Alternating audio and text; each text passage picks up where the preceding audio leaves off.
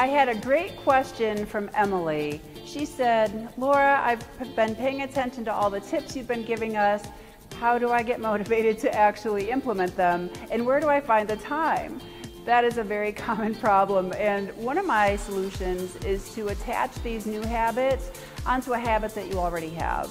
They say that when we're trying to form a new habit, it's best if we just hook it onto something else that we already do. So for example, you're already in the habit of brushing your teeth every day, so let's attach another habit to that, like drinking a big glass of water, or doing some deep breathing, or maybe even attaching a 5-minute walk outdoors to your teeth brushing routine. So find little habits that are already pretty easy for you to maintain and attach one of these new habits to it.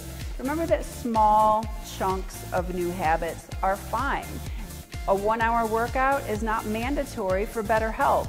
You'd be surprised at how many little things you can add on in small, consistent chunks. So my second tip is make sure that your new habits are consistent.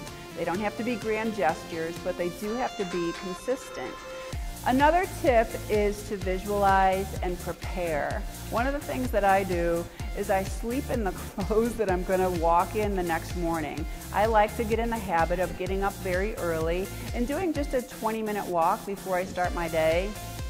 I've talked myself out of that several times because I'm just not prepared, or I haven't made up my mind about what I'm going to wear or where I'm going to walk. So if I sleep in my gym shorts and my t-shirt, all I have to do when that alarm goes off is mindlessly roll out of bed, put on my tennis shoes, and get out the door. Once you get in motion, it's a lot easier to keep the habit. So don't let the conversation or the unknown derail you. Make sure you have a plan and be prepared.